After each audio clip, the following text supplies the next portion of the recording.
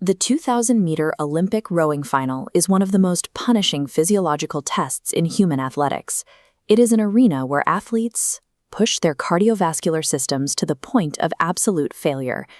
Observe a race from the bank, and the assumption is that the crew pulling the hardest with the highest cadence will cross the finish line first. The 1988 Olympic rowing finals in Seoul provided an empirical testing ground to evaluate that assumption. Following the games, sports scientists compiled the complete race data of every gold medalist and compared it against every runner-up. They were looking for the precise biomechanical differences between winning and losing. The resulting data challenged the correlation between high stroke cadence and final velocity. At the absolute limits of human endurance, winners rely on a hidden biomechanical architecture to maintain speed against the water. This chart maps the 1988 male Olympic finalists' boat velocity, contrasting gold medalists against second-place crews. During the first 500 meters, speeds remain identical. The crucial divergence happens in the middle 1,000 meters. Winners maintain consistent velocity, creating a sustained gap, while runners-up lose speed. This graph tracks strokes per minute, showing how the second-place crews attempted to respond to that velocity gap.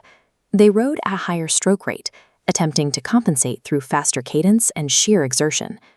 The stroke efficiency data reveals the mechanical cause of the winner's lead. This graph measures the actual distance the boat covers with every single stroke.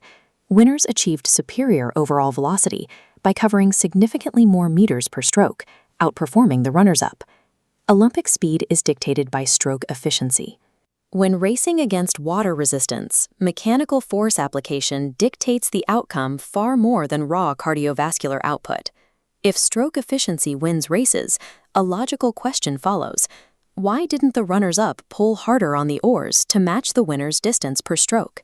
The answer lies in hydrodynamic drag. This equation represents the physical constraint of aquatic sports. D equals V squared. Drag increases proportionally to the square of the velocity of the blade moving through the water. Applying an additional 2 kilograms of force at the handle does not yield a linear return in speed. That extra force increases the water's drag resistance by 8 kilograms.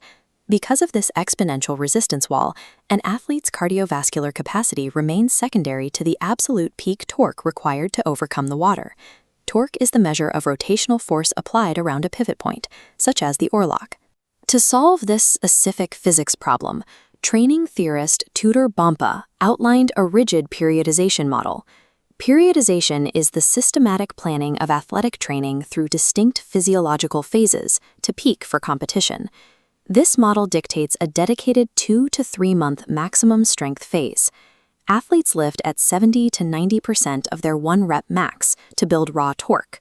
A 1 rep max is the maximum weight an athlete can lift for a single repetition of an exercise. In the subsequent training block, that raw torque is converted into muscular endurance, allowing the athlete to deploy that exact force hundreds of times in a row. Elite rowers train like weightlifters for a quarter of the year to overcome the physics of fluid dynamics. Once that absolute strength is built on land, it must be deployed and fueled on the water for 6 to 7 minutes. A 2,000-meter race requires extreme bioenergetics. The race begins with an explosive anaerobic start phase, creating a massive, unsustainable oxygen deficit. By the 90-second mark, the body reaches a steady state. The critical middle 1,000 meters of the race is up to 84% aerobic. Slow twitch fibers provide the primary biological engine required to sustain the athlete's torque through this middle stretch. These are muscle fibers designed for endurance, capable of firing repeatedly over long durations without fatiguing.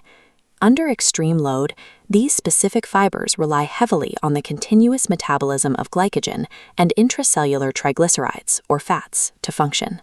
To optimize this highly specific form of cellular respiration, dominant national federations re-engineered how they distributed their training volume. The reality of elite endurance programming is counterintuitive. These athletes do not spend the majority of their time simulating the high-intensity exertion of a race. To win an explosive 6-minute sprint, the world's best athletes spend almost all their time working slowly, quietly, and strictly below their maximum physiological limits.